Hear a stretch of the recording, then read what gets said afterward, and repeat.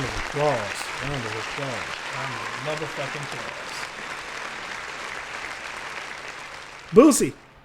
Put your pussy lips on live, I'll give you $1,000. Microphone check. 1 2 1 2. If you don't know this podcast, it's cool. Ladies and gentlemen, Caitlin and Bruce, I am your host, Octavius Rowe. Welcome to the Judgment Podcast. To my left is Vincent, and Hello. to my far left, who's currently off camera, is Ricky. Yes, ladies and gentlemen, Ricky is back. What's good, y'all? It's been a minute. What's up? What's up? Yeah, it feels good. Round of applause for Ricky making a return. Oh, yes. Oh, yes. Clap it up for her. Clap it up for her. Give her a round of applause. Clap it up for her. Man. How y'all been? We're pretty good. I'm good. I'm good. You know. Yeah, I mean, it's been one of those wild few months. It's been rough, you know, but you know I'm hanging in there, I'm maintaining. You know, Yeah. So I kind of hated the fact that we did the Tribute X's episode for Mike without you. I'm kind of mad at that because I really wanted you to be a part of that, especially with the beginning. Oh yeah, good news. but that was y'all did that what the day of the funeral, right? I think it was the day of. No, the day after. It was either the day of or the day after. Because like, if it was it was the day of. Because I was in such bad shape. Cause Macho was that the one Macho he was on that episode? No, that was your birthday one. Yeah, that's what I'm thinking about. So Yeah, no, for Mike was the same week he passed.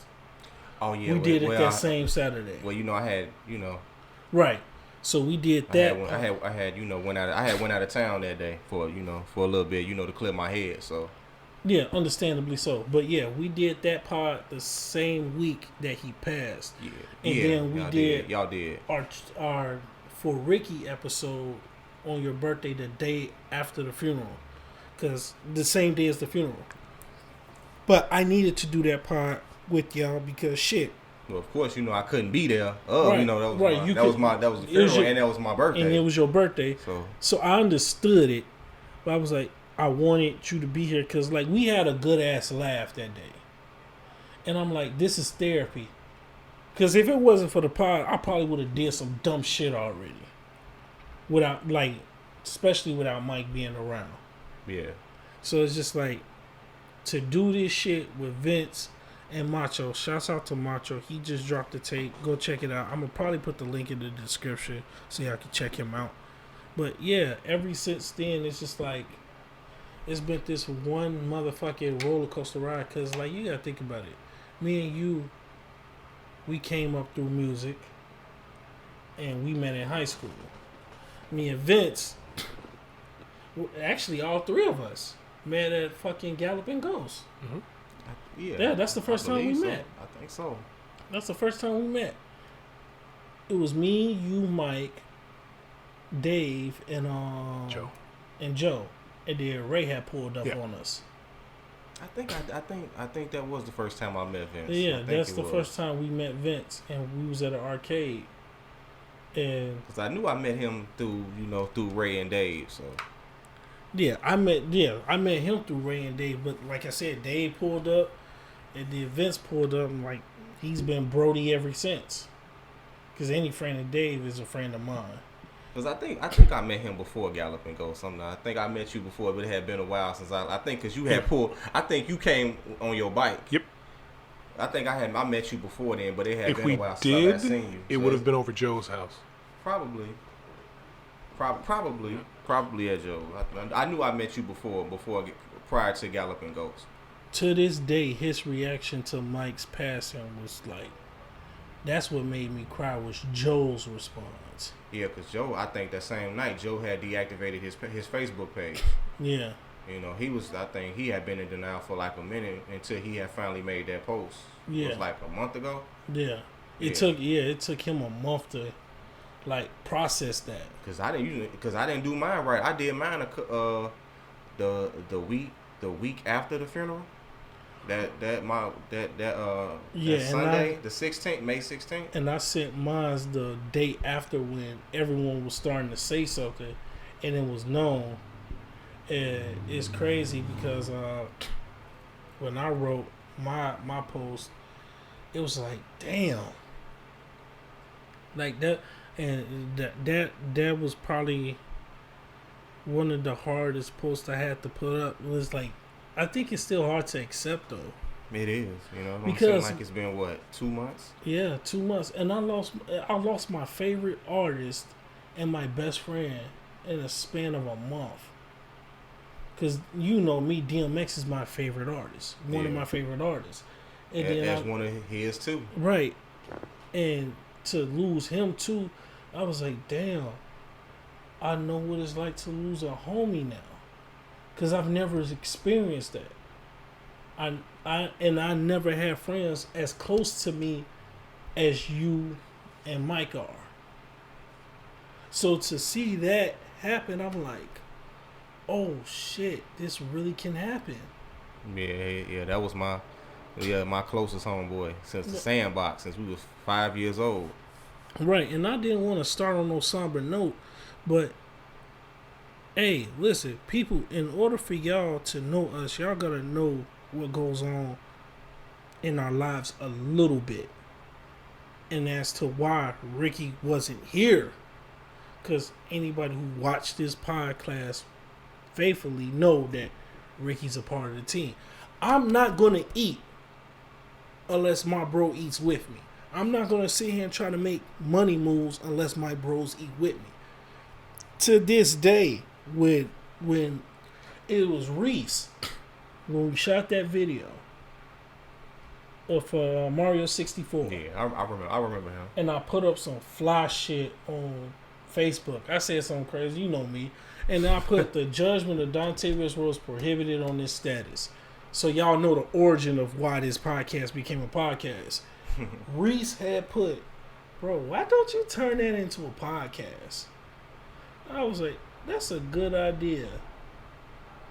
And it just took me a while to like gather what I needed, which is the reason why I started watching the Joe Budden podcast, because I wanted to know how it was done and done with your friends, because he potted with his friends. Unfortunately, their relationship went left due to some shit that I have no knowledge of. But I hope they find peace. I hope they become friends, and I hope they find peace with each other. Yeah, I do too. But at the same time, I was like, I don't want that for my friends. Right. Because nah, I feel like we are going to be successful, even though our first episode, we got canceled like a motherfucker. Yeah. Like, we got canceled like a motherfucker on the first episode. But it was so goddamn funny.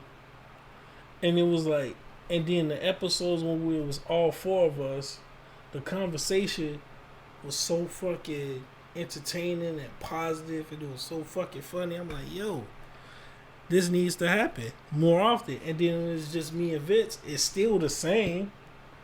It's still funny. It's still you still get a laugh, especially that non-binary episode. That was funny.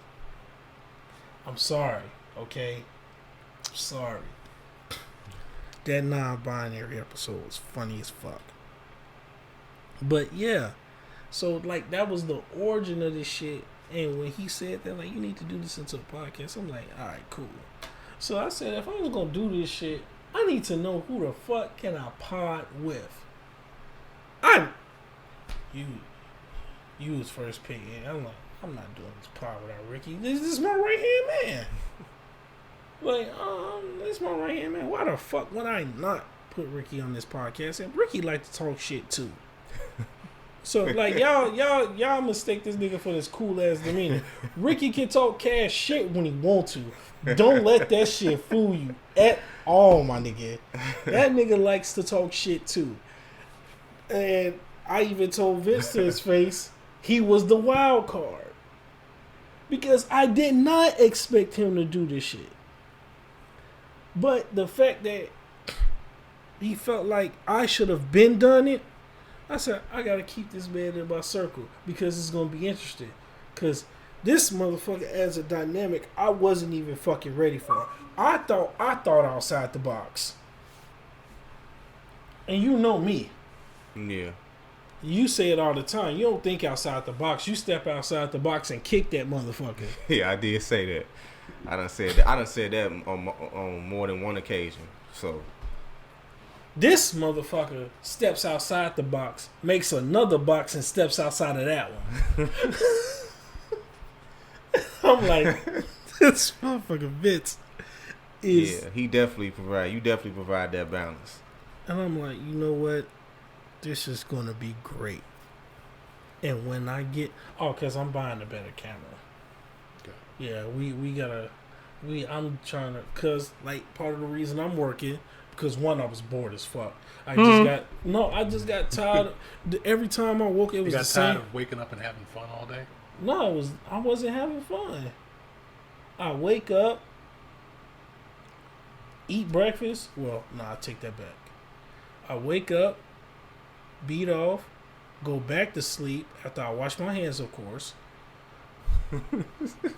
Eat breakfast, and just sit on my ass all day and play the game. And I literally did that for like 6 months. I was like, how many times can I wake up and beat my shit, go to sleep, and repeat? Yeah, but you're going to do that anyway.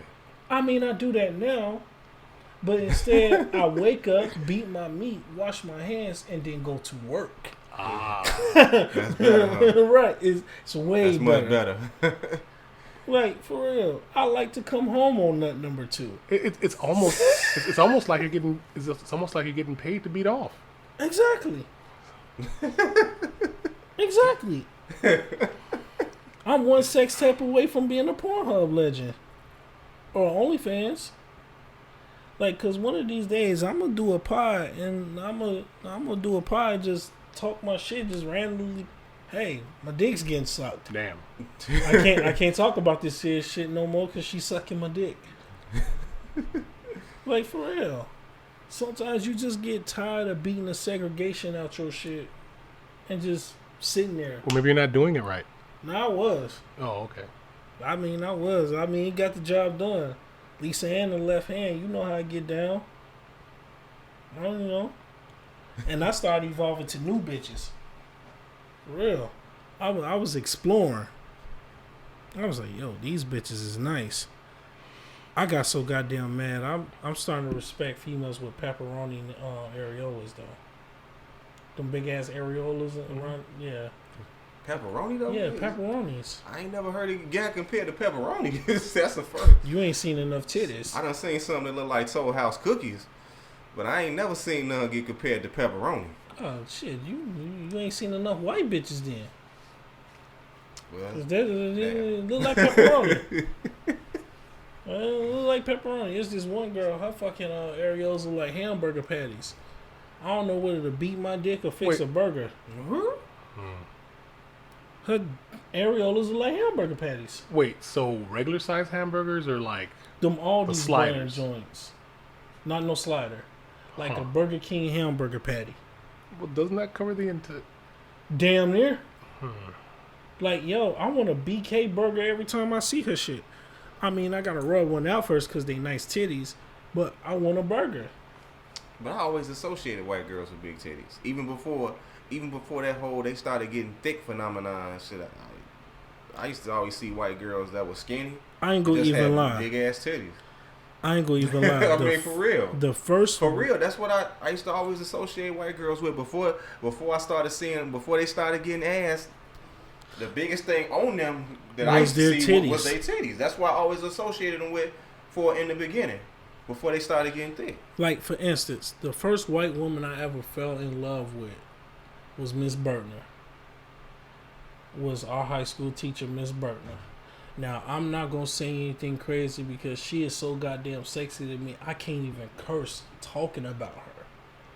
Like, she is a beautiful lady. She was the first white woman I knew that had a nice butt. A really big butt. I can't even say the other word. She had a really big butt, and she was very artistic, very fun to be around, and like, oh my God, I'm like, bro, I love white women now. Right. Yeah, she was real cool. And she was real cool. Very nice lady. Very beautiful lady. Still is. It got to the point I got a song about her. This is what I mean. Yeah. White girl? You say white girl? That's I'll tell you off camera. Them motherfuckers nice though. Shit, I ain't. But yeah, so what they bring real nice. Real nice. No, but Miss Burner was the first white woman I ever truly fell in love with. I know I had a crush. Now the first white woman. The first white woman I had a crush on was Lucille Ball. And that's the first one I had a crush. Matter of fact, she was the first thick white woman that I had. She's the first thick white woman I've ever seen ever. And I've been to different countries. I've been to 4 different countries in 6 states. Been to Germany? Briefly. Okay. I'm surprised you didn't see any there. Well, it was brief. It was very brief. It was like in and out. We out. But then I realized later. You was brief in and out. Yeah, shut up. Shut up.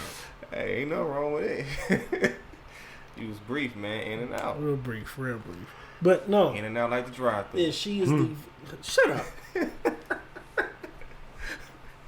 Come on, man. I ain't been here in a minute. I know, right? I got it, Thank God this ain't a job. Your attendance is horrible. Damn. Shit. This motherfucker got to write this nigga up or something. I was trying to, But understandably so, life happens. There's nothing you can do with life, and family always comes first. So that's why we didn't trip. Shit. But yeah, she was the first white woman I've ever felt like I had feelings for this lady, and she's the reason why I write the way that I write now. Wait a minute, which one? Miss Burner. Okay. Cause her art style was so catchy to me, and then she had this so flamboyant personality. Like she knew how to get a rise out of you, so to speak. Yes.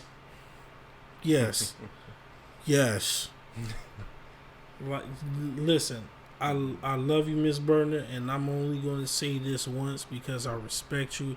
But back then, that Miss Burner was the reason my dick was stiffer than white people's dance moves. Dead ass serious. Hell no. Like for real. You know what Boo said. Hey, bro, come on now, dog. This nigga, man. Come on, man. Dead ass serious. Man, she got a nigga stiffer than white people's dance moves. Like that shit is crazy. It was filthy. Like serious, the table was on lean every time I saw her. I'm like, what? Right. And then she gonna tell people that she was a belly dancer as if our dicks ain't hard enough. I don't think so. I remember you telling me that, but I had never knew that. Yeah, you told me some years ago. Yes, I had never knew that. Oh my goodness, I love that lady, and I respect her so much. I feel bad for saying what I'm saying, but that's just naturally how I felt about her. Like this song that I wrote for her has no curses. I mean, no, you told me that. I believe you told me that over the phone. I literally wrote this song in the mind of an artist. Not just me being a rapper and anything. I wrote this as an artist. I wanted to paint this picture that there's this beautiful white woman I've never met a day in my life, but the first day I see her, I'm like, I love this woman. And I want my verses to be as beautiful as she is. I'm like, yeah. Like, seriously, what's the first white woman you ever fell in love with? Who's your first white woman crush? I don't know. Damn. Barbara Eden. Who was that? You said Barbara Eden? Yes. I think From I Dream of Jeannie. Oh.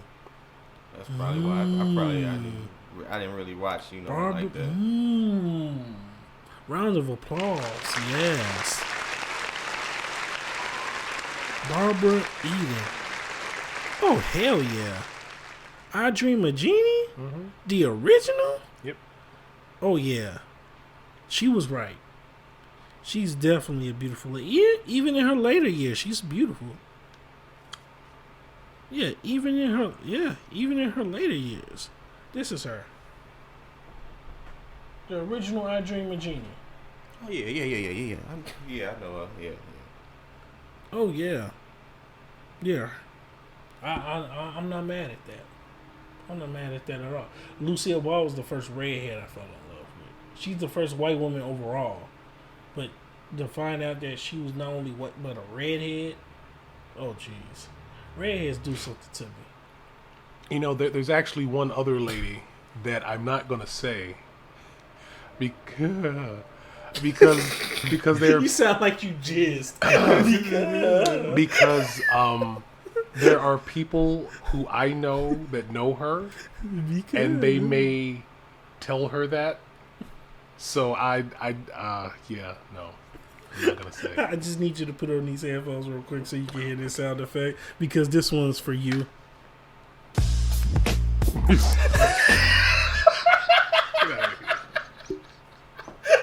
That's for you. That's for you. Yeah, but if I say who it is, it may get back to her. Oh yeah, it'll probably get back to her. I'm not gonna mention her name. Right. Nah, I feel you. Sometimes you gotta keep your crush a secret. For real. Because you never know. But hey, sometimes it may work in your favor. Like I don't know how. I mean, not in your situation. Right. But I'm talking about, a person that's available, like Ricky or myself. Like, Ricky can sit here and say, hey, man, I got a crush on this one girl named Bo Delaquisha or some shit. Because, no, Ricky like them old Southern bitches. He probably going to like a bitch named Esther. Right. Hell no. She go. Her name got to be Esther. Could be Gertrude. Could be Gertrude. No. But shit. Oh, no. I met this. So when I was working. Oh, goodness. When I was working at GNC, there was this lady named Gertrude. And if you saw her, you would not be able to guess her age. Oh, wow. And I asked somebody else who worked there. She was there with her, with who the person I was working with thought was her son. And she thought she was like 28? Something like that. It's like, no. No. She's about double that age. But another woman thought that she was younger than she was. It's like, and because I saw her ID, and I'm like, I was what? There's no, yeah. She was born when she was born. That was her age. She just aged really well. Oh wow. And the only way that you could tell that she was older is because she had like a few streaks of gray in her hair, not a whole bunch.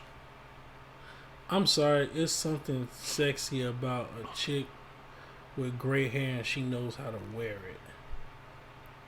Like a chick with all gray hair, like that kind of looks like a milfy version of Storm. Like, yeah, like a milf version of Storm. Like looking like that, and then you take care of yourself and all that other good shit.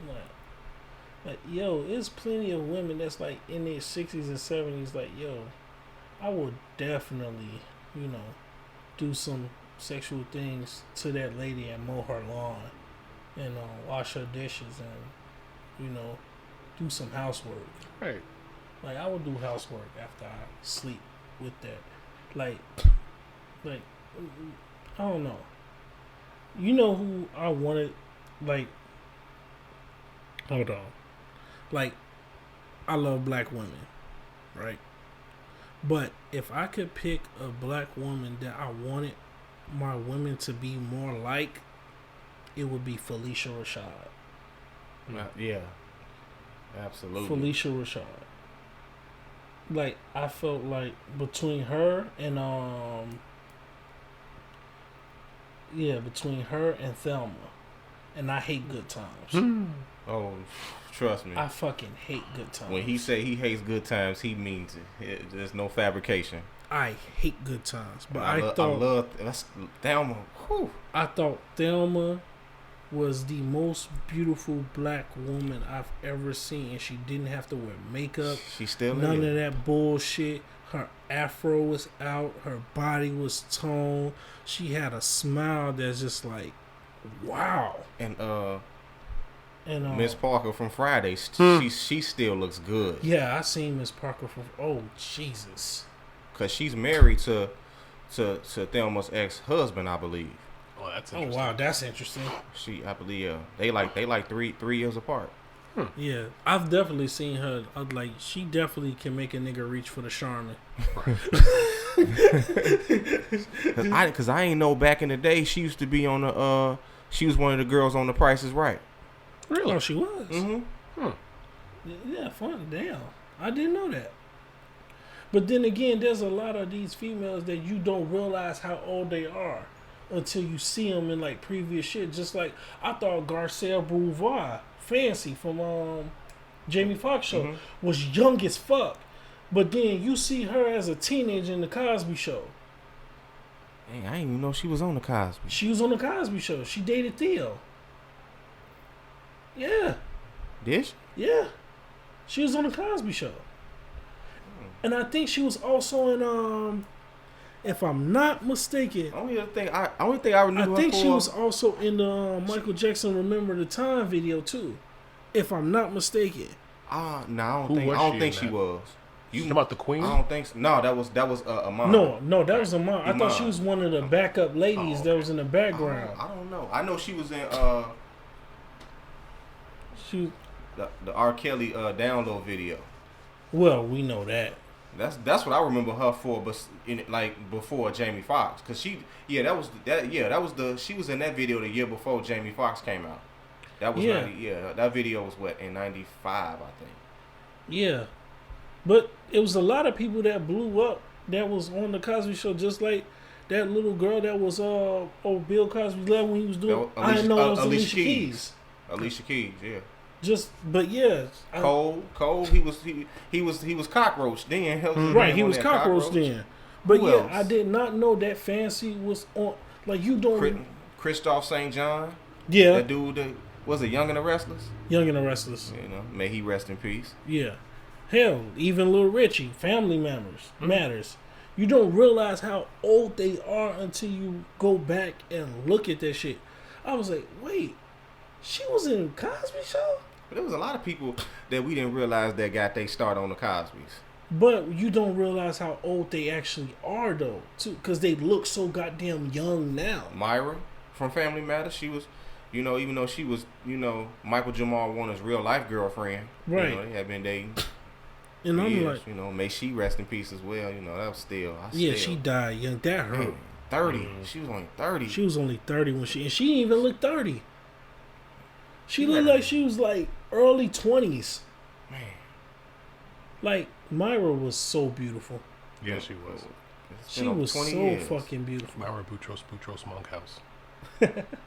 I'm surprised you still remember that. Yeah, she was so fucking beautiful. That was a beautiful lady. Yeah, but yeah, I always wanted a wife that was modeled after Felicia Rashad. And it wasn't because of how Felicia Rashad looked. It was how she acted in the Cosby Show. She carried herself with class and elegance. Right, and a lot of people don't understand. Like for instance, just like when black women say a dude who don't like weave is gay or some shit. That's the shit I don't understand. Here's the thing. I don't understand that shit. I grew up in a household where the women didn't wear it. It's what I'm used to seeing. My mom doesn't wear makeup. If you see my mom, me and my mom have gone out plenty of times and they thought she was my damn older sister. But you know what's crazy though? It usually be the women they'll call you nappy head in a minute, but they're ashamed of their own fucking hair. They'll stay ashamed of wear their own hair, but you got to never call somebody else nappy-headed when you probably just nappy-headed, if not more nappy-headed than I am. Right. I ain't never understood that shit. You've seen my mom. Of course. That's like my mama. Exactly. Does my mom look like my mom? No. Hell no. You met my mom. My mom does not look like my mom. She looks like my older sister. And when I tell you her age, you're like, no fucking way. There's no way that... No. You gotta be kidding me. I'm like, no, this is the household I grew up in. My mother didn't wear makeup. My mother didn't wear weave for most of my childhood life. My mama didn't start wearing weave until she started getting later on in her age and she was battling cancer. That's when she started wearing it because it was affecting her differently. But outside of that, my mother has been natural most of my life. So when I see women with natural beauty, I gravitate to that. I'm sorry, I like a black woman who is natural. No makeup. I like black women with locks. I swear to God, you having my babies. A black woman with locks? Oh, Jesus. Jesus. And that natural fro. And that natural afro? Natural fro, man, with that skin glistening, boy. Listen, beautiful. Lauryn Hill and Maxine Shaw are the most beautiful chocolate women I've ever seen on TV. Who again? Lauryn Hill and Maxine Shaw. Oh yeah. Erica Alexander. She still looked the same as she did when she was on Living Single. God, that's the epitome of a beautiful chocolate woman. Because I seen her on the Breakfast Club. She was on the Breakfast Club a couple years back. Man, and she still looks the exact same. If I could date a woman that looks like them too or presents themselves like them too, I would be a very happy man. To cause it's just like I love chocolate skinned women. I have a huge infatuation with that. A lot of people don't know that about me because they think, Donnie, I always see you with his Puerto Ricans and shit, and you fucks with Hispanics women a lot. Of course, I had to find something else because my sisters didn't fuck with me. I'm not a thug. But you know what? No, this the thing that get me though. Is this fake outrage when you see a brother that you knew you wouldn't give the time of day if y'all was standing in a clock shop, but you see him with a white woman and oh my God, he couldn't handle. Man, you wasn't even looking his way when he was trying to get at you. Now he with somebody else outside our race. Now all of a sudden he a coon, he a sellout, he couldn't handle you. Hell, when he was trying to get with you, you wasn't checking for him. She got fine to me when she cut her hair. She got fine to me when she cut her hair. I love a woman who can rock short hair, and I'm talking about that Halle Berry short. Oh yeah, that Halle Berry short. Well, short hair Jada Pinkett is way better looking than long hair Jada Pinkett to me. Oh yeah, I get. Okay, yeah. Yeah, but you have to have a right shaped head for that. Yeah. Well, that is also true. That's true. Yeah. Not everybody. Let's not get carried away. Not everybody can pull it off. Mm-hmm. It's a select few. Rihanna can pull that off. Yeah, most definitely. Rihanna pulled that off. Cause she looked like hers is like she wear hers like Halle wear hers. Yeah. Exactly alike. And of course, Halle Berry made that famous. Yeah. Made that look famous. Who else? Nia Long was rocking her hair like that too. I want to say what's Nia Long. And was it in Best Man? Was she rocking it like that in the Best Man? Okay. Yeah, that. First of all, Nia Long. No, Friday she was doing it too. Yeah, Friday she did it. And you're right. She was rocking that. I appreciate the '90s because black women had a more natural look, and that's what I grew up in. Tyra Banks, Nia Long, Jasmine Guy, Aaliyah, Stacey Dash before she got off her deep end. You know who's Straight lost her damn mind. Right, you know who became attractive to me when I started looking at her differently, and it's because of Macho, India Arie. India Arie is very beautiful to me. And it's not so much of how she looks, it's her spirit. Yeah. But I'm in a different place now, so as to where when it comes to women, I want to actually get to know them. I want to know the person instead of what your insides feel like. Like, don't get me wrong. Hey, I could be the type of guy that'll penetrate and skate, but I don't want to do that anymore. Hey, but at least you being honest about it, though. Like, I could you be upfront about what you. If that's what you own, you upfront with it. You upfront about it. Right, and I'm like, listen, I could be the guy to penetrate and skate, but no, that's not who I am anymore. That's young nigga shit. I'm gonna let you young niggas do that. I'm about to be 35 in literally 24 days. In 24 days, I will be 35 years old. I am in a different space. Oh, yeah, while we recording, for my birthday, I want weed. Hella weed. I don't give a fuck. Just get me weed. White Russian blunts for the bro. White Russian blunts for the bro. Like, if you don't give me weed, give me at least a box of White Russian blunts, White Russian blunts for the bro, because that's the first drink Mike has ever made for me. When we went to that party, which is epic as fuck, we met some of the same people that we're cool with today. And we still around. And the first much love to them. Shouts out to them. Yep. And the first alcoholic beverage he ever made for me was White Russian. And he was like, yeah. And I remember he was like, try this shit. And I seen him put the Kahlua, and I seen him with the milk, and I was like, wait a minute, milk? I don't know about this. And I tried it. Oh, God. I was lit the rest of the night. That's all I wanted to drink. He made the best fucking White Russian I've ever had. White Russian don't taste the same unless he makes it. Unfortunately, he's not here, so I have to drink the trash ass shit. But no, he made a great White Russian, and he threw some of the best parties. Like, you can't go to a party hosted by Mike and not have fun unless you just a stupid ass nigga. Like, every time he held an event, it became something you remember for the rest of your days. Even after his passing, there's not a single fucking person who can sit here and say they have a bad memory with Mike. Not a single fucking person. And we have a lot of friends through this nigga. We have a lot of memories through him.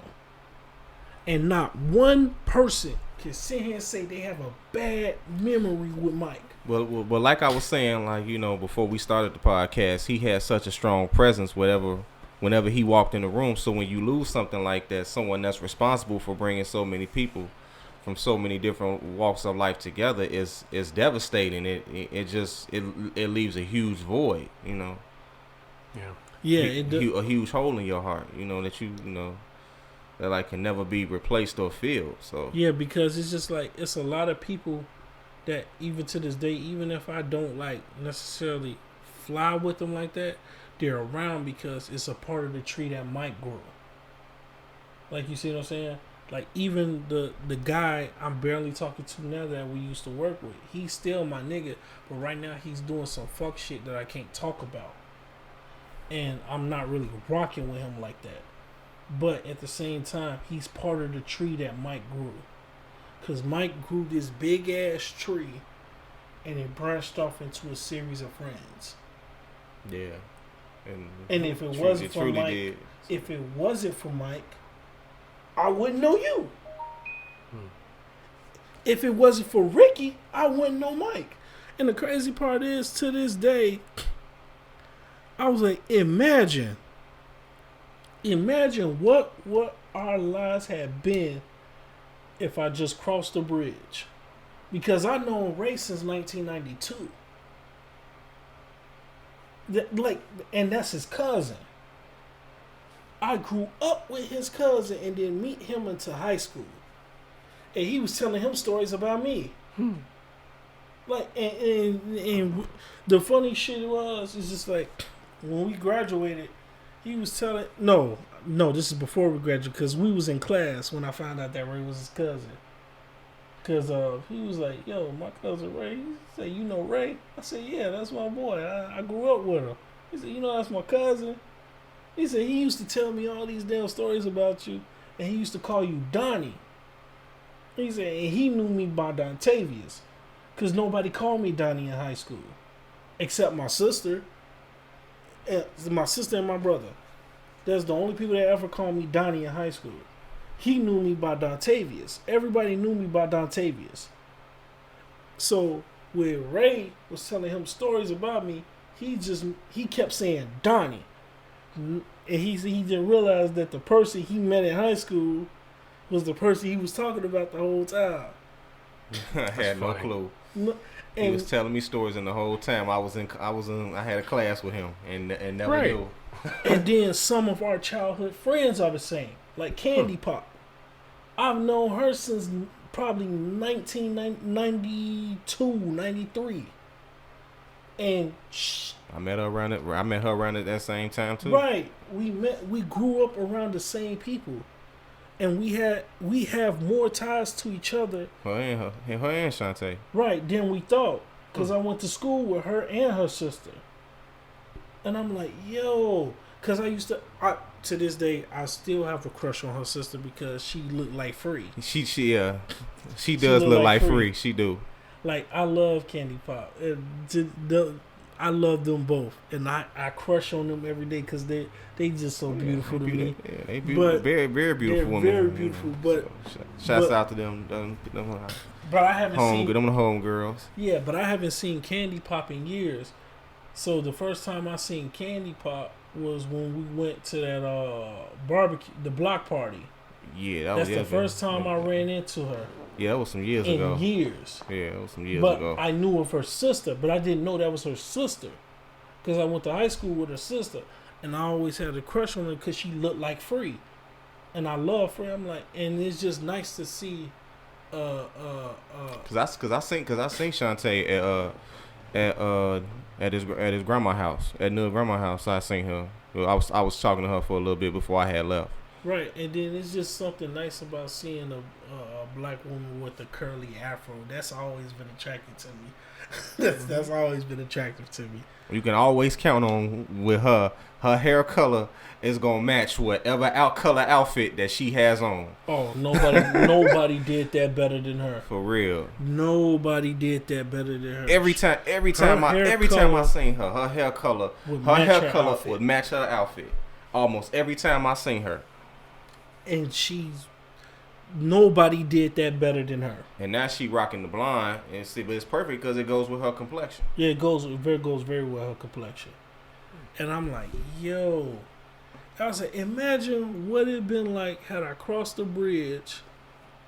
Because at that time he was going to Garfield, and me and Nug was going to Lexington.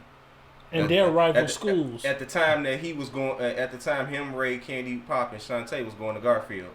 And we never knew each other. And we was right across the bridge. We even did that song in the beginning of that tribute that y'all did. That was me. That was the song we did across the bridge. And and it's crazy because the collection of friends that I have because of Mike, we could have all grew up together because they were on 7th and Lexington at the time. I was on 1st and Madison. And in Maywood, Maywood is divided by that bridge.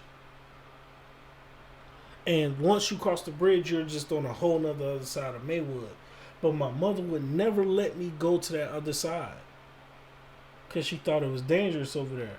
And it really wasn't. It was just a bunch of people. And the fucked up part is I used to pass it and I used to see their block parties not knowing who it was.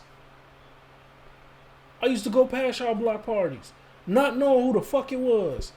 I just seen a bunch of people out on the street having a good ass time. I was like, damn, I want to go over there. we definitely had some fun. They having a good ass time. I'm like, damn, I want to go over there. But I don't know none of these niggas. I ain't beat my ass. Like, who the fuck this nigga is? Right. And then when you finally did, you got to know us and you came over. Right. It was all love and nothing but fun. Like, imagine what our friendship would have been had we known each other since 1992 opposed to 2004. Yeah.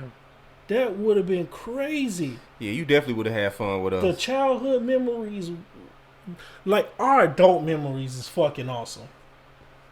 Our memories from teenager all the way to now in our 30s, it's just like, it's great.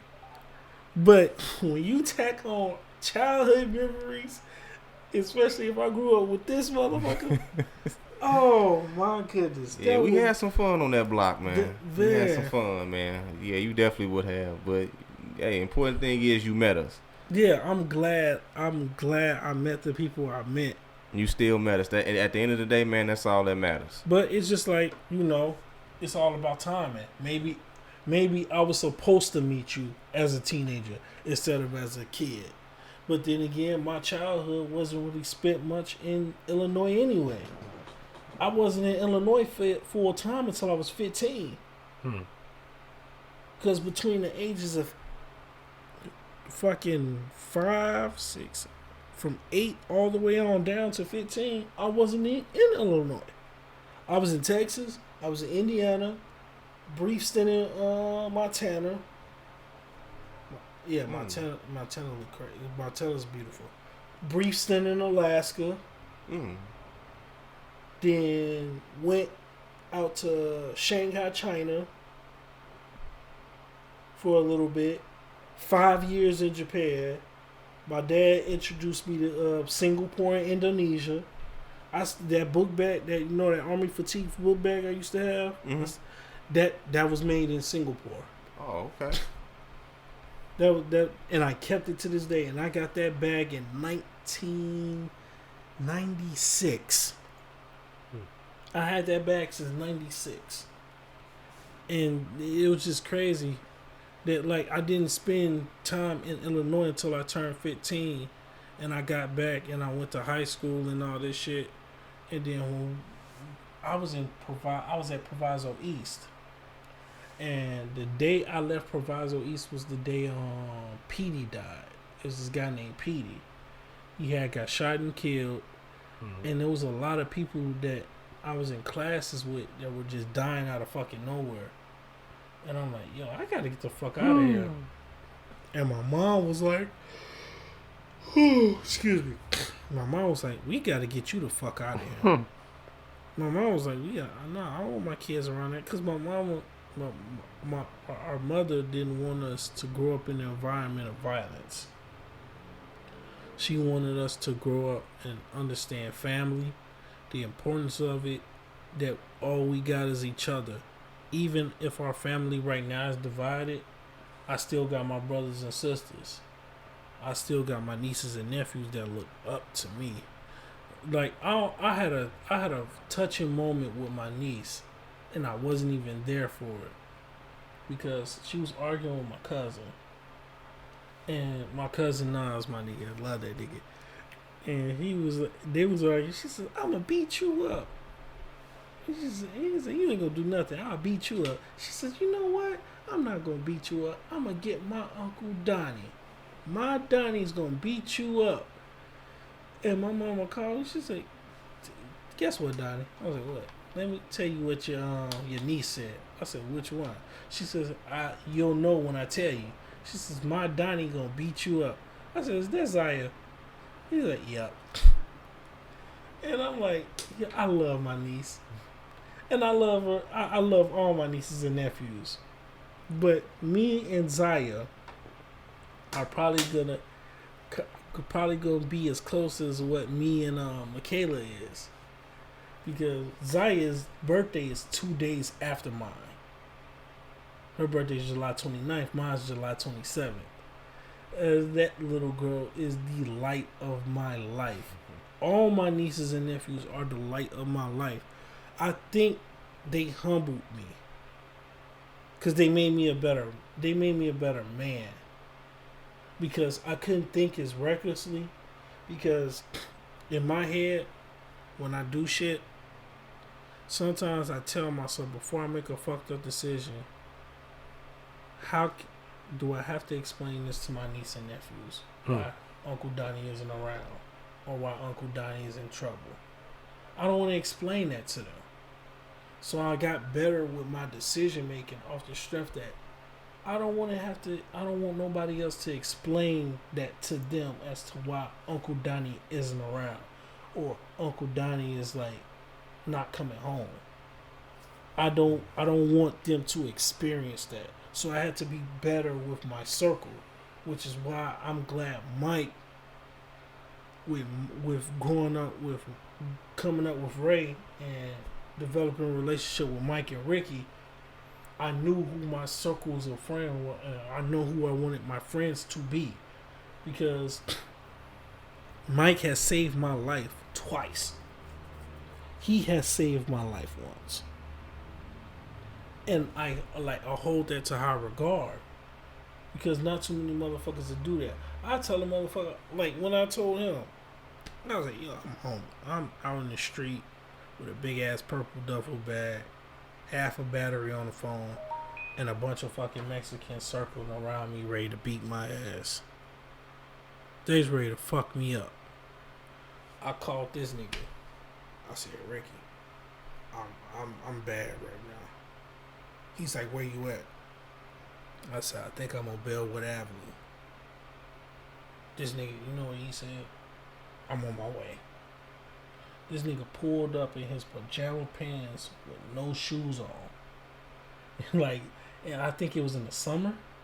I think so. I was actually on the phone. I actually had you on. I still had you on. I ran all the way to Bellwood Avenue. He ran all the way to Bellwood barefoot in his pajamas, and we actually ended up meeting towards that church. Yeah.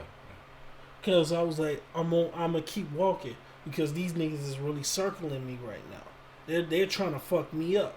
So let me keep going. And we met around that church.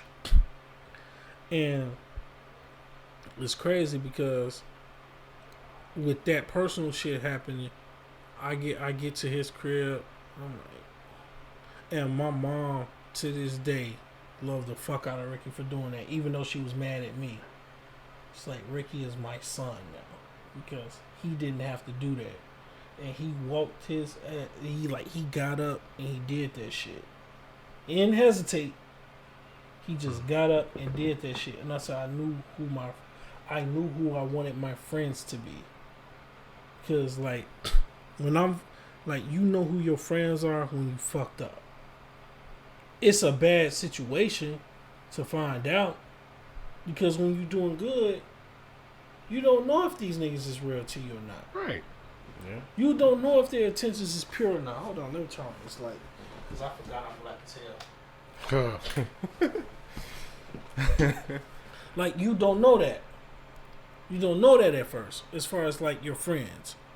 But you'll know when you're in a bad situation or in a bad spot. It may be little, it may be minor, and it may be major. But you really find out who your friends are when you're in a bad spot. And I was homeless, park bench living. He came and scooped me. And I'm like, hell no. And it's just like, even when I met you, I like people who be themselves. Vince is him regardless of who the fuck is around. Oh yeah. I've seen that for myself. Vince is him, and that's why I respect this man. That's why I'm glad he my bro. Same thing with people like, Joe. Joe, same way. Me and Joe, our friendship is so fucking funny. I've been knowing, that's been 20 years. Yeah, 20 years. I met him the same year I met you. Yeah, that was 04. 04. Yeah, I met him my freshman orientation at West. That was 01. Damn. Yeah, that was 01. I met him in the field house. That was 20 years. This was 20 years I've been knowing him. Yeah, I met him in 04, the same year I met this fool. And we had a class together. Cause I like to sit in the back. I like to isolate myself. But Joe is the same fucking way. So I'm sitting here in the back, and I just see this motherfucker sitting here playing his Nintendo. And I'm like, I'm gonna sit next to this motherfucker right here. So I sit next to him, and we didn't say nothing to each other, but I think it was something happened as to where it made me speak to him. And he a cool dude. And plus, I'm Japanese at heart, and I think he was drawing some anime shit. And that's what made me talk to him. And we literally became friends off the strength that he hated me for living in Japan for 5 years. Like, dead ass serious. I told him I lived in Japan for 5 years. He looked at me and said, I hate you. And after that, we've been friends. Moshi Moshi. Right. Right. And I was like, and that's when I found out that's one of his places he wanted to go before he kicked the bucket. That's his, like, dream place to go. And I'm like, yo. And, like, that's been my nigga ever since. Like, nah, I like my collection of friends. Because everybody think, nigga, your friends are weird. Nigga, they my friends. They're not yours. They are my friends. In other words, we not hood or street. So We're right, weird. pretty much. You know how that. Right, You know how that goes. go. We're not street. We are just a bunch of brothers who like the same things. We all like big titty women. A lot of us like gaming. A lot of us love music. A lot of us like weird shit, quote unquote, not black shit. I like dope beats, dope rhymes, Like, and women that stick as thieves. I'm a simple man. we know. We see all the ass you be posting. Exactly. Oh my God. I love women. I'm a black man that love women. Chocolate deluxes, French vanillas, butter pecan Puerto Ricans. Shut your ass up, Method Man. Shut your ass up. We bonbons and all that good stuff. Right, you only seeing that because I got on this Wu-Tang show. Actually, I didn't. I didn't. Real You talk. didn't notice I had on this I damn noticed it, Wu-Tang but shirt? it wasn't. It didn't. I wasn't looking in your direction when I was saying that. I was just looking at. I was just looking at Vince, I was like, and this then it nigga ain't hit me shit. like, yeah, the Wu-Tang shirt. It made perfect sense now. I was like, this nigga. That's why I said, shut up. I'm like, this nigga ain't shit. He know I got on this Wu-Tang shirt. He go quote Wu-Tang. Shout out to Wu-Tang. You know, ice cream classic. You know. Yeah, but I'm like, yo, I love my collection of friends. Like, Thank you. Like I like do too. it's just nice to have people that's really different and the same at the same time, because and we're all brothers who be themselves. Even to when I met Dave, that was the most I've never gained respect for someone so quickly as to the day I met him. Because I think we was at Ray House. And I seen Dave being Dave. They was playing a game and shit. And I remember I pulled up to him. He said, hey, and Ray was like, yo, Dave, I want you to meet my boy Donnie. And the first question that came out of his mouth, you fuck with, well, I'm going to say MJ. He said, you cool with MJ? And he offered me his left hand to shake. We all know what that left hand means. And I was like, no. Okay. And he switched heads. I said, hell no, I don't mess with him. And I'm like, and after that we became friends. And that's my bro. But no, MJ, that motherfucker was so goddamn weird. The last time I kicked it with him, I had he borrowed a movie from me. He borrowed this anime DVD from me, and I felt like watching it again. I was like, "Yo, you done with it?" And I was like, "Yeah."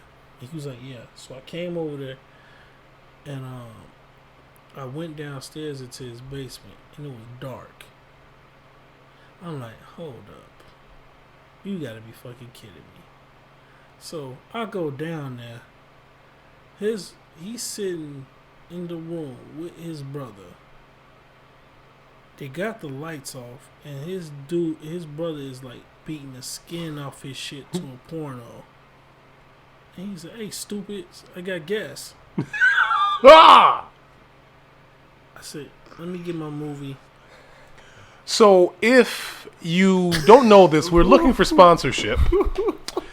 And if you would like to sponsor us, you can contact Dontavius at the Judgment Podcast 444 at gmail.com, or any numbers or any other method that he'll leave in links below.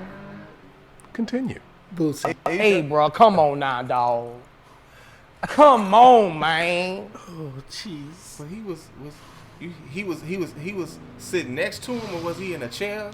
He was in the chair. He was in his bed with covers over him.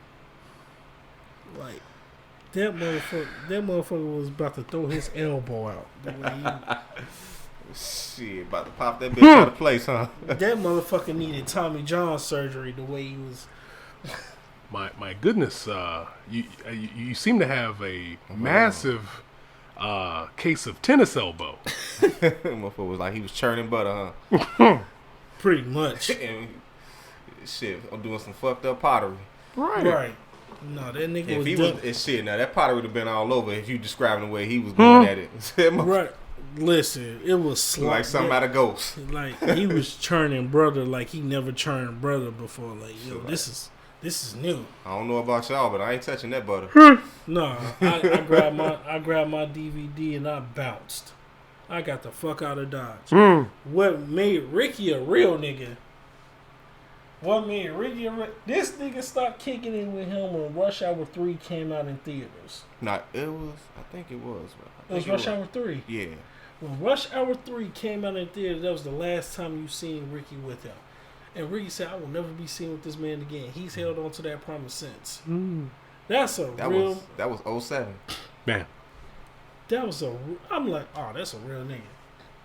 Now I seen him on like 2 or 3 occasions when I didn't want to. Look, but the key is you didn't want to. One was a funeral. The other one I think was at Galloping Ghost, and the other one, you know. It sucks that it was a funeral and it wasn't his. Damn. And the other time, you know, we went to Ray took us to his house. Why did you go? We didn't know. We was already with Ray. We was at Ray's house. Already with him. We was at Ray's house, and he took us over there. Yeah, we didn't know. Trust me.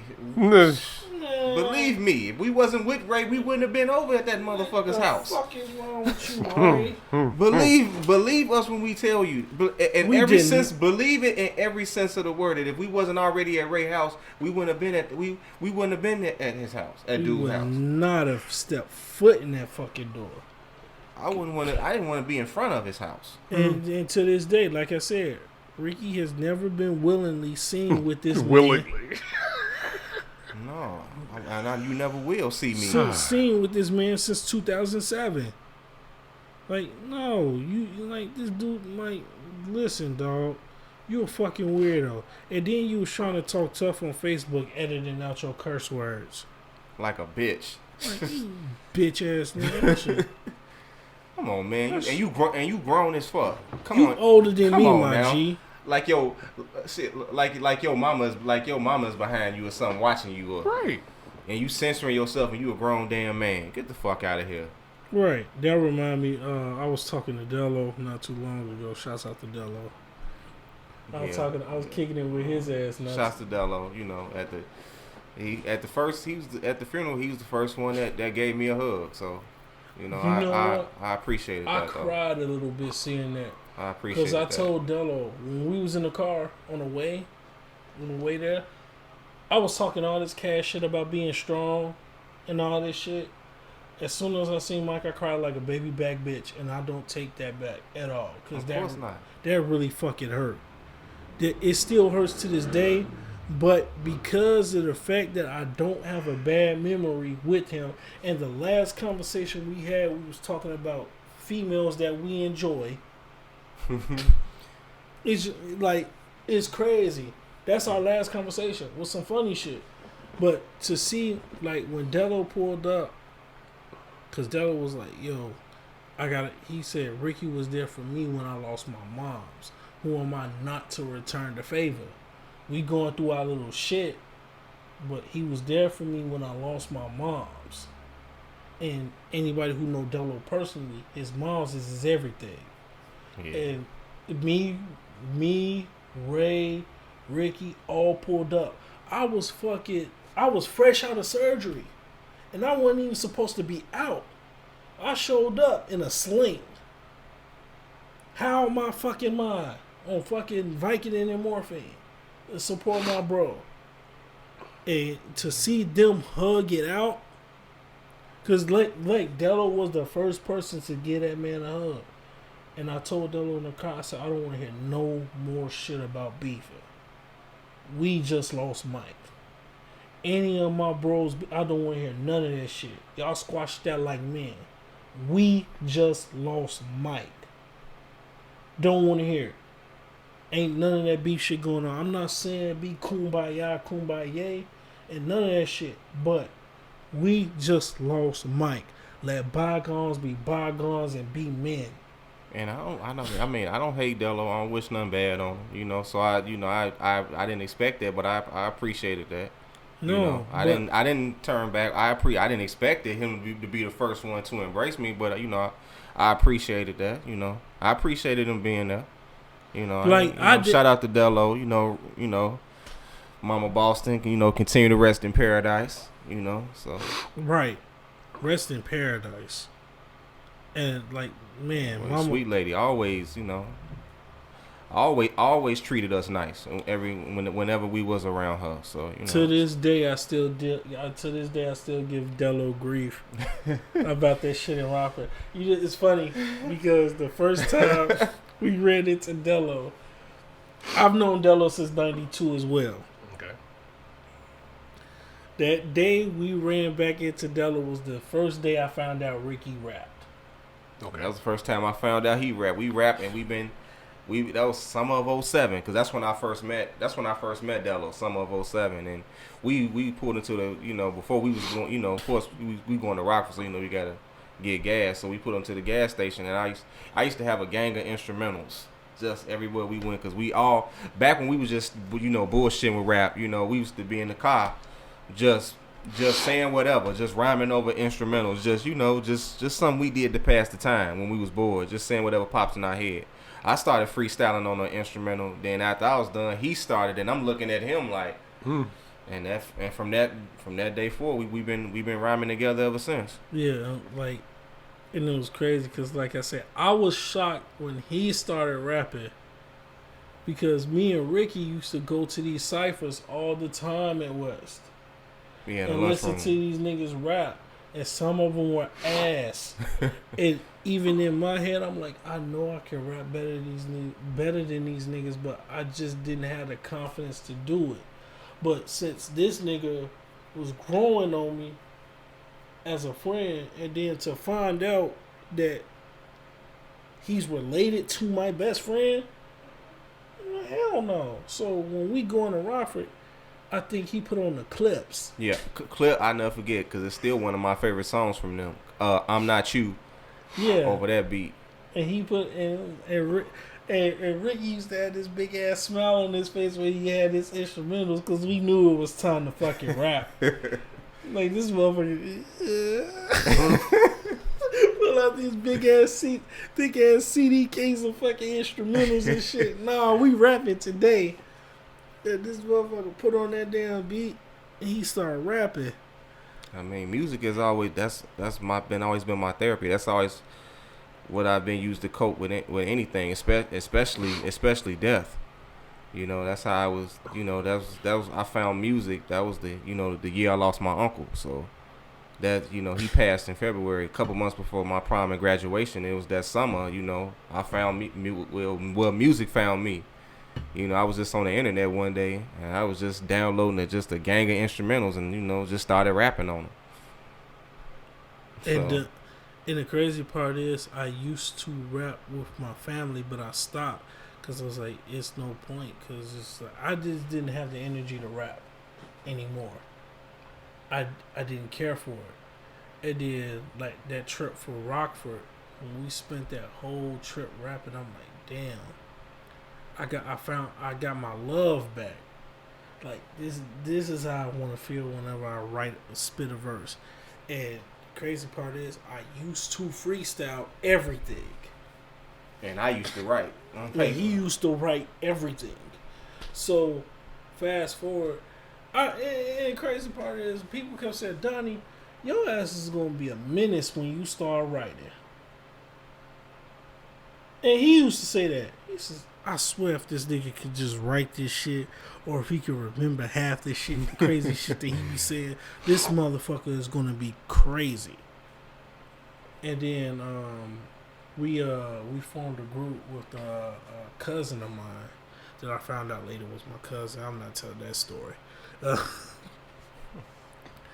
And I said, you know what, I'm going to write. And I wrote that verse. I think the first verse I wrote was My Body. Man, dang, I ain't heard that in so man. You I honestly, the moment you said that and Dello produced that. It instantly played in my head, just instantly. Right, and Dello produced that song. So that's the first verse I wrote. Man. I think my best verse at the time before My Body was Clap It Up. Another classic. And I was like, yo, now I'm writing. And as soon as I started writing, this nigga, he puts the pen and pad down. Oh, I just write verses in my head now. I said, oh, now you freestyle, you motherfucker, you. Because I went through three transitions. I went through, writing on paper. Then I went from that to typing in my phone. And I just went from that phase to just writing in my head. But even when I was writing even when I was writing in my phone, I could still do it in my head. I think that's when I realized it. I'm like, then I got past that transition, and now I'm on. This is what I've been doing ever since, for some years now, just writing in my head. Like, I can just easily. It's like I'm thankful that I can go in a booth and don't have to look at a piece of paper or a phone while I'm rapping. I could just go in there and recite a verse off memory. It's already etched in my brain. I could just go in there and just do a whole song in one take. Yeah, we call them one take, Ricky. But then again, I stopped doing that. I'm like, you know what? Let me stop doing that. So and just learn how to structure it instead of just going all. Because I can do it, I just choose not to. Well, why don't you just do what you're doing, but also have it structured? Yeah, I'm just saying, like, if you're able to. I mean, it's already like structured. Even when I do like one takes, it's already structured. But it's just that I like now. You know what? I'm gonna just stop and then come in and do the hook, and then do my verse. So it's already structured. Because with our songs, this is like it's breath control. Because our hooks, that too. Yeah. Our hooks take on a whole nother energy than what our verses will do. And it was my problem because I used to do the same thing, and I said I started structuring my songs better right when I wrote my first album, which was Laramie. That's the first time. Ramier? What? 207 North Laramie. I heard what you said. It was called 207 North Laramie, and I literally wrote. That's the first time I had structure to it. And then, so by the time I wrote my second album, which is Black Dilbert, that was a fucking movie. Yeah. Because I incorporated everybody. It was skits before the songs. Because, the whole Black Dilbert name came from when I got hurt. And the doctor said, well, you can either do security or you can be the Black Dilbert. I said, huh? This is Black Dilbert, the guy with the curly and the tie? I said, oh, Black Dilbert. I said, why the fuck does that name stick? I don't get. For instance, you know who's the first person to give me the BlackBerry to write on? Who? Mike. Did you tell me that before? I believe you. Mike is the first person to hand me to give me the BlackBerry to write on, because BlackBerry was the only phone that had a notepad on it, and I got tired of. Was it? Yeah, I think BlackBerry was the only phone at the time to have a notepad on it. Okay. Because every time I used to have this big ass black book where I wrote my rhymes, but I'm a lefty, and sometimes my fucking knuckles scrape across the damn shit, and they fuck up my words, and I just got tired of doing it. So I said I gotta figure out a way. And then Mike had pulled out this BlackBerry with the little touch, with the side scroll. And I was like, Mike, what's that? He says, my BlackBerry. He said, oh. I said, does it have a notepad or some shit on there? He said, yeah. I was like, I gotta get a BlackBerry. And he gave me that BlackBerry because he got a new one. Well, one thing about us, like, we already come to the studio with our song structure. All we gotta do is just record it. Pull it up, go in and record it. That's it. We can knock out. We can go in the booth right now and knock out as many songs as we want. Depending on depending on how we feel, we can just go in there and knock as many as we want. You know, that's interesting. That's almost. I mean, I won't say it's exact because it's not the exact same thing, but the creative process that you guys use is similar to the way that I make my comic book characters. Like I haven't written any of them down, but I have at least like 100 in my head. And that's talent. Yeah, it is. I mean, I've been making them since I was in grade school. But it's crazy because, like, God-given talent. Be honest with you, I almost believe that you should be an animator. I haven't learned to draw yet. You don't have to. You don't have to, because there's plenty of YouTube animators that use this most simplest techniques, and as long as they tell a good story, it's great. Because it's just like a lot of them don't even really have artistic talent like that. They just know how to draw a certain thing.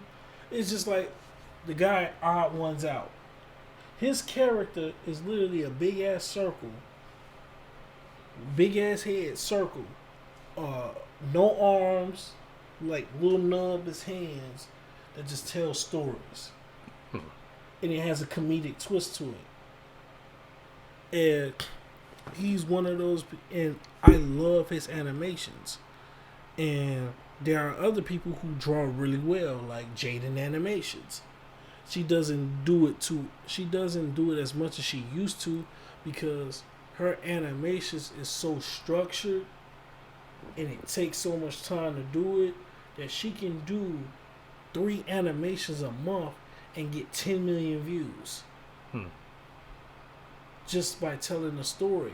So with you, because your mind is so fucking creative, you can take those characters and just build off that.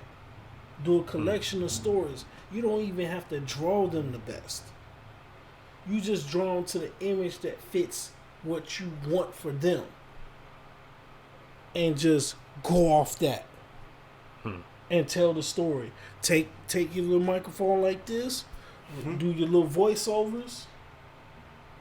And you can line up that audio. And it's probably easier to line up the audio using animation than it is video like we're doing now.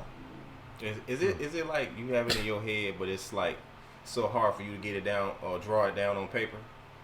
Yes. Okay. I figured that.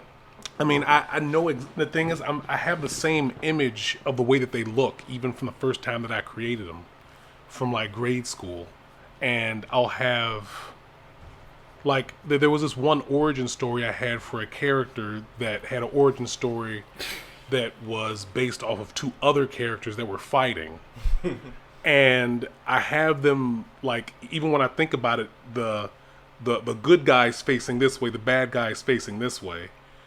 And it's the same every single time, but I don't know how to draw that effectively onto paper. Yeah. I mean, Miss Burton is the reason why I love art so much. Like this, besides the fact that she's a very beautiful lady, I love when she drew because it's just like it told a story to me. Like I saw the story in her paintings or her drawings. which is the reason I write the way that I write. She's literally the reason I write the way that I write. That's how I feel. I feel with our music. I feel like our music is a work of art. You know, we just painting our visions on wax. Just like I'm glad that these trains don't replace their trains, because y'all really need to appreciate trains, because those are moving art exhibits. Like, to see the beauty that these guys get up late at night when nobody's around so they don't get in trouble, and the risk that they take to create something so beautiful on the train. And I'm not sure if anybody notices this, and I don't know if they made a deal with, I mean, I don't know how that works, but have you noticed, and maybe they overpaint it, but have you noticed that they don't paint over the numbers? No, they don't at all. Like, I mean, I don't know if that's a thing they chose not to do, or if, I mean, you know what I'm saying? Right. But like, cause like sometimes I have to go and wait for a train to go past in order to go somewhere, and I noticed that they never paint on the numbers. Like, in any of the identifying numbers for the train car, mm-hmm. they're untouched. It's like they painted around them. Well, shit. I'm just saying, I think it's a respect thing, because they want the. I don't think I really paid attention to I noticed that, but I think it's a respect thing, because they want the train to be identified. Mm. So they don't want to do that shit, but they have enough of a canvas as to where they can get their artwork out the way and it still stands out. You know the number, but also the number of the train can identify their work too. Oh yeah, I drew it on this train right here. So they probably use it as an identification as to the train that they drew on. Mm-hmm. And it's just like, I'm glad they don't get rid of that, because trains are moving art exhibit. You get to see this beautiful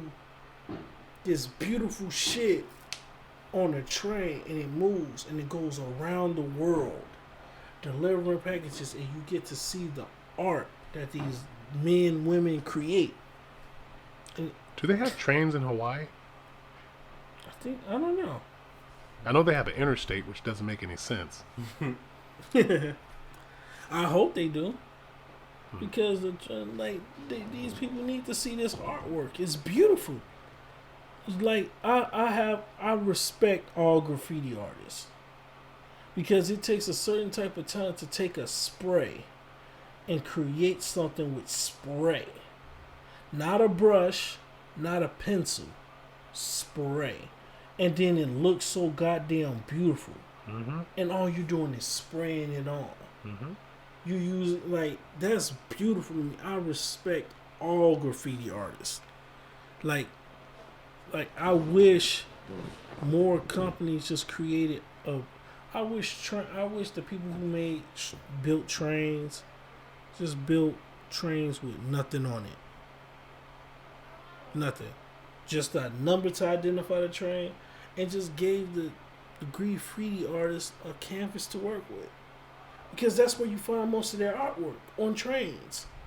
I mean, or under bridges, but no one goes there. But nobody really goes under bridges like that. Yeah. Well, shit, definitely not in Illinois. Right.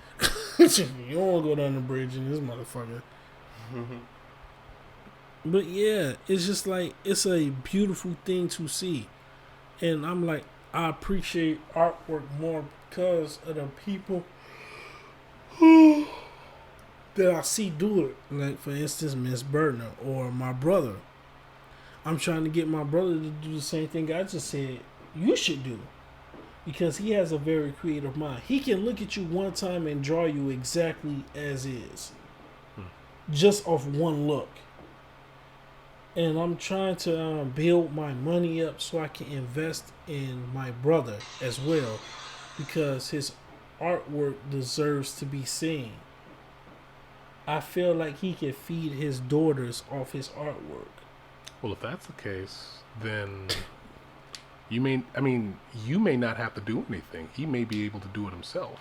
I understand he can do it himself. No, that's not what I mean. That's not what I mean. Okay. What I'm saying is, based off of his art alone, he should be able to get enough recognition and have people. I mean, you get what I'm saying? Like, like I'm saying you.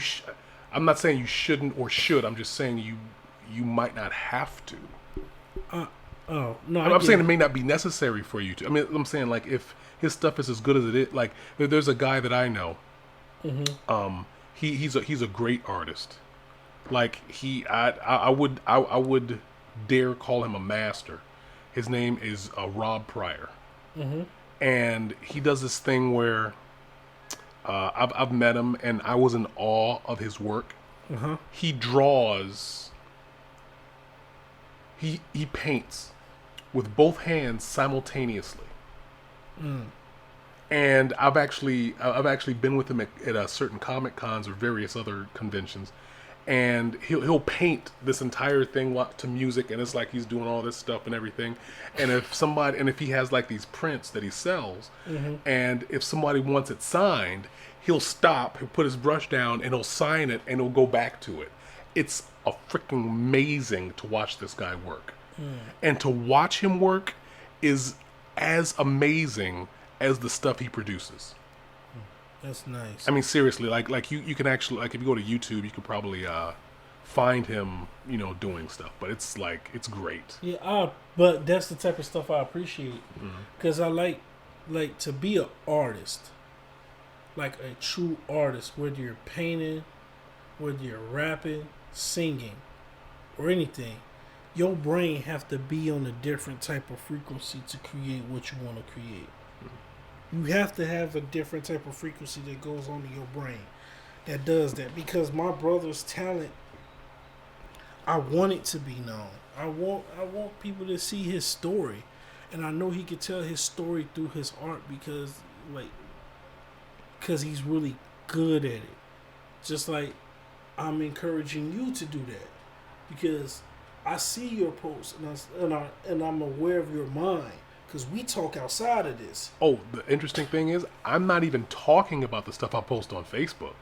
I'm saying, like, I mean, when I say comic characters, I'm not talking about the stuff that's on Facebook. I know, but I mean, I'm talking about just quote unquote comic book. I know, and that's why I said that should be that story should be told. Because if it's anything like what you put on Facebook, I'm copping the whole fucking catalog. Right. Yeah, your profile pic should be turned into a comic book strip. Right. That should be drawn and put in a comic book. Right. That should be like you come straight off a comic book. Right. Aquaman. Right. But yeah, it's just like Frederick Douglass version. Get out. Childish Gambino version. Get out. Right. But yeah, that's nice though. Like I do definitely appreciate all artists, because your brain has to be on a different type of fucking frequency. Whether it's trying to come up with the right words to rhyme, or getting this image in your head and putting it on paper, like or the people that use fucking objects that can't that necessarily shouldn't even be used as art. Like, who the fuck takes sand and turns it into a masterpiece? Who the fuck who does fucking artwork with their fucking toes and paint some Michelangelo 16 Chapel type shit? Like, you see what I'm saying? Your brain has to be on a different type of frequency to pull off something so creative. And it's just like, and then when you come up with something that creative and it tells a story, my nigga, that's awesome. And that's why I say, you don't have to necessarily know how to draw. Your story behind it is going to pull people in. And you have the voice of a good storyteller. So you, like, I'm pretty sure there's plenty of females when we blow up that will and the voice of a good late night radio talk show host. Exactly. So they would love for your voice to be on their phone reading them books or some shit. Right. Here we on the midnight hour. Right. Which man, Vincent? Like, you a younger Morgan Freeman. You son of a. You a younger Morgan Freeman. You have the voice for it. And I'm like, and that's like, I'm trying to encourage my brother to do it. A younger Morgan Freeman? He's a younger Morgan Freeman. It's like the voice. Because when people... Which era? Because I'm thinking, I don't know. From the electric company? We not talking like Lean on Me. We're not talking Lean on Me, Joe. We're not talking... They call me Crazy Joe. Next thing I have to call me Batman. No, we're not talking about him. We're talking about Bruce Almighty. Okay. We talking about Bruce Almighty Morgan Freeman. I still believe he's Jesus. I think we gonna see Morgan Freeman, despite his off camera activities. I think I may die and see Morgan Freeman. If I see Morgan Freeman, I know I'm dead. Damn. Like, damn, you really Jesus, Morgan Freeman? See? Boondocks was right. But yeah, it's just like, no, I appreciate art, which is why I'm trying to encourage my brother to do it. Because I seen this device, it's called the Huion, some shit. It's made by Huion.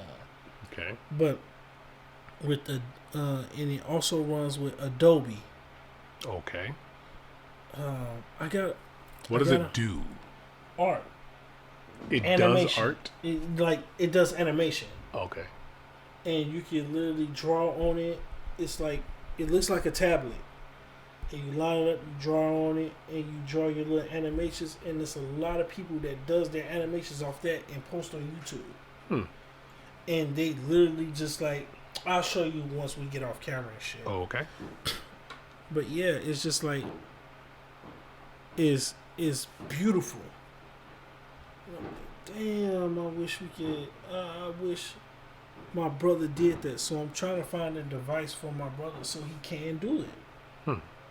Because I want him to, like, I'm trying to encourage him to do it just like I'm encouraging you to do that. It's just like, people are going to be interested in hearing your story because the comic book characters are the shit. Especially people who love reading comics. If you got, like, as a comic book fanatic, and anybody else who's a comic book fanatic, like, hey, listen, we need something new and fresh. Oh, I have a lot of them. Exactly. And with your idea process, dude, you can create a comic book and feed your family for 2 million years. You know what's interesting? A friend of mine said that, he was always accusing me of coming up with a comic book character after I had already seen one. It's like, no, I made this character up like years ago. It's like, yeah, you just made him up. It's like, no, I didn't. But wait. But so one day he said, I've always been joking, which I know you most likely made him up, but you're acting like you can't make one up in, a few minutes. It's like, well, what are you talking about? Okay, how about this? I'll give you like this. It's like, all right, cool. So he gave me the start of a story, and I completed it, and the next day I had it like pretty much finished, like to a point where it could be a working comic book. And it's like, but within like half an hour, I had a pretty good set. I mean, it was pretty much set, but I just, worked on it a little bit longer after that. But it's like, I guess I can make one up pretty quick. I just never thought about it because normally I'm just in the process.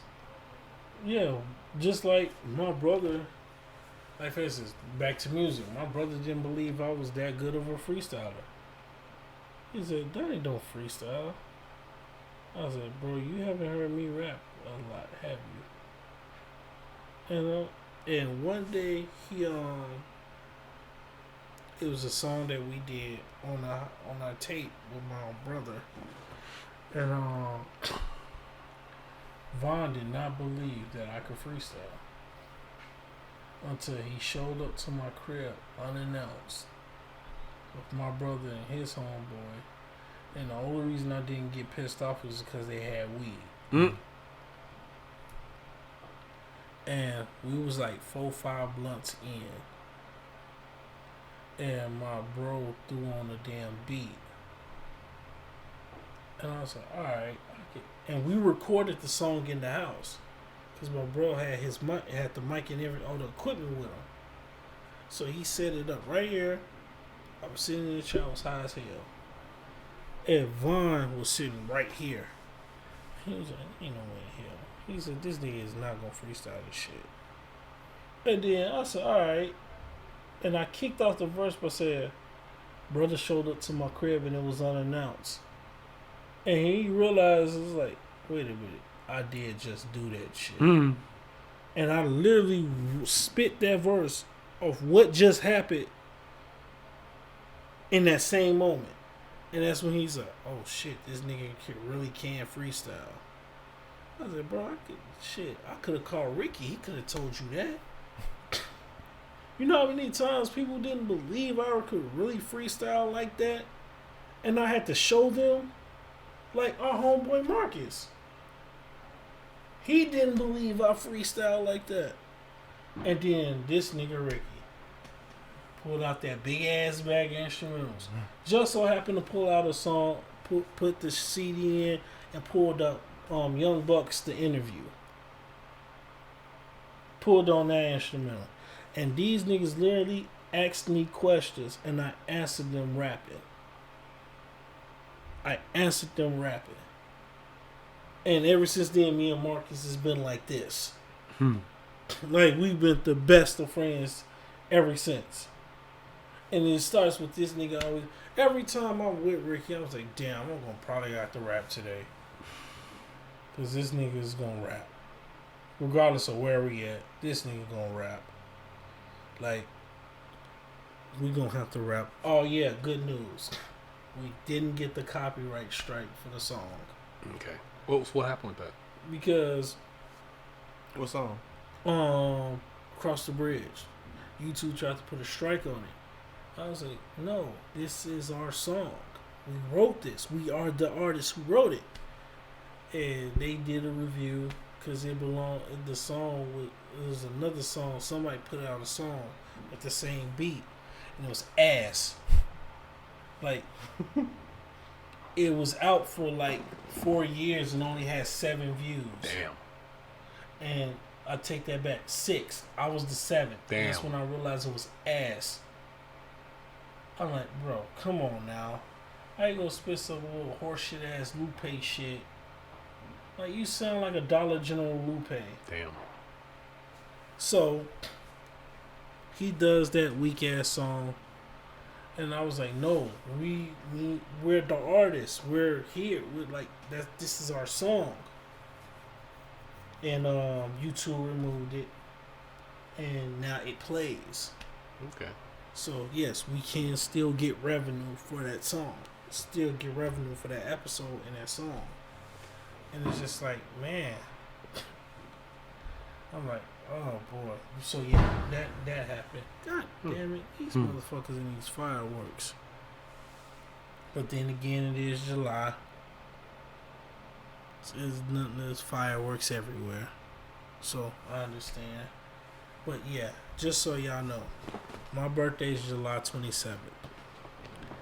I will be 35 years old. That's Congratulations. That's a blessing, man. And I would like weed. Weed from everybody. I don't care. Just give me some weed. Because there's only really 2 things I want for my birthday. There's only 2 things I want. And that's a better camera for the podcast or weed. Thought you were going to say something else. That's automatic. Oh, okay. And I know who to get that from. Right. Like, I know exactly who to get that from. In fact, for my birthday, I have to make it mandatory to be in her guts. And of course, I think that was the anniversary of that first video, Mario 64. Yeah, that is the anniversary of my very first music video, we Mario all went 64. to Joe crib. And we all went to Joe crib. Me, you, Nug, Ray, Joe, Billy Ray, and that was a fun time. That was great. And the crazy part is, once again, I was in a sling, high on morphine and Vicodin, and we shot that video. I literally wrote 2 mixtapes on drugs. And I was sick as a dog that day, but I had to come out. I had to be a part of that video. He was sick as hell. I wasn't gonna miss that video. He was sick as hell. I was on drugs. Everybody was sitting in that room playing the game, having a good ass time. And it was just like, and when you look at that video, I was like, y'all notice I wasn't moving my right arm barely at all throughout that fucking video. And I was telling this like, no, pay attention. I really wasn't moving my right arm because I couldn't. Like, I can move it a little bit. That motherfucker, it's stiffer than a damn cactus. That motherfucker was not moving. And I'm like, oh, jeez, I am on drugs. My homeboys is here, and we shooting a fucking video. And it was probably the best moment, one of the best moments I had in a birthday. And I don't even know what I'm going to do for my 35th. I want to do something, because shit, the world is opening back up. Right. Illinois is back open. Mm-hmm. So I was just like, I want to do something. I want to do something great. And I want to do something that involves very few people, but my favorite people. You see what I'm saying? I don't want nothing, no big extravaganza type of shit. I want to be around my favorite people for that whole day. And my birthday falls on a weekday, so I'm gonna have to wait till the weekend to really celebrate. We definitely celebrate, and we're podding. We are gonna have fucking birthday pod, and it's gonna be fucking awesome. And we're going to enjoy ourselves, because like, I can't be sad no more for Mike's passing, because I know Mike wouldn't want that for us. He says, I understand I'm not here, y'all, but nigga, have fun. Do that for me, because that's what all I did when I was around y'all. Yeah. He lived life. He did. He lived life to the fullest, man. All he did. To the absolute fullest. So why can't I have fun with my boys and hopefully get a chick to get some front door service?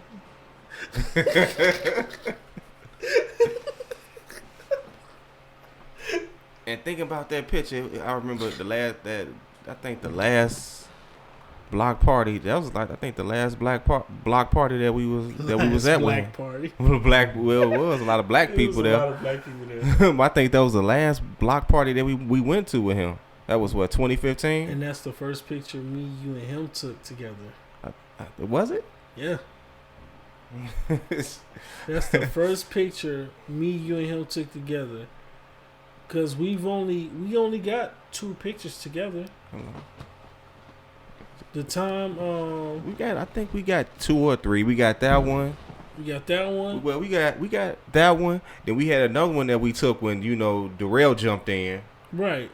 And then we had the one we had 2 that we did outside. I think it was Hooters. Outside of Hooters. Outside of Hooters, yeah. Yeah, and that's the one that's on his obituary. Yeah.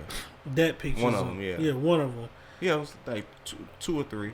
Yeah, so we got but that was the first picture where it was like me, Mike, and him, and that's my cover. That's my cover photo for. Yeah. Cause that's what I put that the day they announced that he had passed, and I put that up because I was like, because the original picture was a picture of my actual family, and I was like, no. This is my family, my brothers, and I just lost my brother, so that picture went up, and it was in a crazy party. Chantel took that picture. Yeah, she did. Chantel took that picture, and I'll listen. If Chantel ever tell me she's single, listen. Listen. I'm trying to get my life right for you, Chantel. Right. Shout out to Chantel. There are beautiful woman, very beautiful. Listen, there are 2 women in my life. Shout out to the homegirl. Listen, let me have this moment. There are 2 women in my life right now that I want to fix my life for. I thought you were gonna say something else. Go ahead. I was about to say that too, but no, I'm being very respectable here. Okay. There are 2 women I'm willing to like get my life together like for. One is Tracy, and another one is Chantel. Like, Chantel, I'm trying to change my life for you. Like, I want to grow old with you. Tracy, you too. One of you 2 are going to be the women I grow old with. Well, you could always have a polyamorous setup and have both. Hold on 1 second. There's not enough sperm in my balls for that. Anyway. Like, I'm willing to change my life for them 2 women. And it's crazy because it's I can see that happen with him. Just a bunch of women. Woman walk in. What is this, Vincent? What I'm just. So what I'm hearing you say is you're not happy. Just like with that same look on your face. What I'm hearing you say is you're not satisfied enough. Women always want to be heard. That is true. And but the thing about it is she could never get him angry, and that would make her more angry. She fussing. So what I'm hearing you say is, so to my understanding, she'll be ready to flip tables, right? And don't let him use his favorite word. Ideally, I'm telling you, he's the type of person that'll fuck a bitch and in the middle give her a Snapple fact. You know what? Calm down. Look, what you need to do is go somewhere and find some structure in your life. And come back to me, and we can talk like two adults. Like, for instance, he'll be clever. Like, he's the type that'll fuck a bitch and give her a Snapple fact, like at the most opportune time. Like, he's hitting it from the back, and he just stops. Did you know that Uranus, the planet? I was thinking something else too. Like, you would do that in the middle. My mind was on the other. Did you know that Uranus, the planet? Do you know the exact amount of rain? You would do some shit like that. Speaking of the exact amount of rain, right? He gonna make it rain, all right. Yeah, your ass gonna give us some Snapple fact sack. I plead the 5th of Hennessy. You gotta set yourself up with that. No, he's been kicking my ass all day. See, you don't know the shit that he's been doing off camera. Right. I pulled.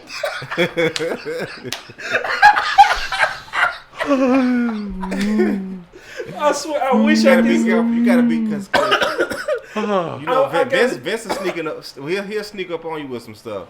I gotta tell you about the conversation we had before we potted him, and it's all his fault.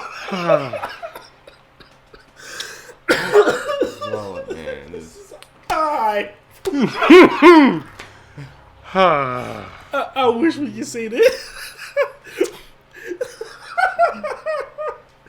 Oh boy. But yeah, it was funny. It was very funny. And the reason I can't even bring it up because the subject matter was a touchy subject. But it's what he said. Well, what touchy? It was a very touchy subject. It was a subject as to where this joke was not supposed to be cracked, but it was anyway. But the good thing about it, it wasn't recorded. Correct. Yes, it wasn't recorded. Goodness. But that joke should have been recorded. It's classic. I'm gonna say that to somebody. I'ma say that to one of these chicks.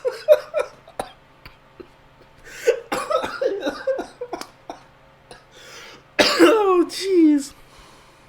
Oh shit. That's funny as hell. Whew, okay. Man, you know what, y'all? We go end on that. We go end on that.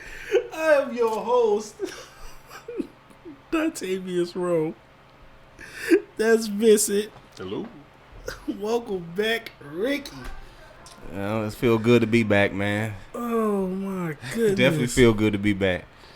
Oh, I needed these laughs today. Oh yeah, so now that reason no episodes have been put up as of late because my computer crash is back up.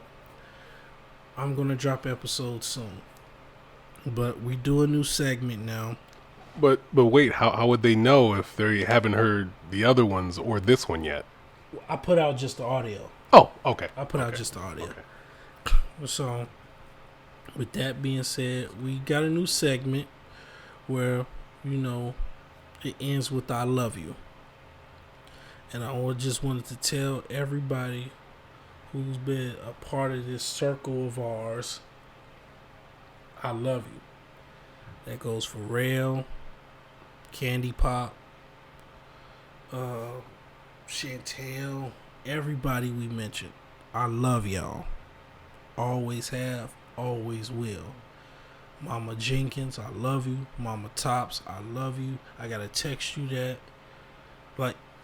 Like that call from her, that touched my heart when she called me. Yeah, I was the day he passed. Yeah, I was in the living room.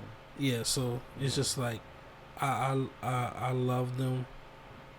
Mr. Tops, love you, sir. Yeah. Great. So, we always gotta end with the I love you. Let y'all know that the Judgment Podcast love y'all. So, with that being said, I bid y'all farewell. Round of applause. This is awesome. Boosie. Put your pussy lips on live, I'll give you $1,000. We out.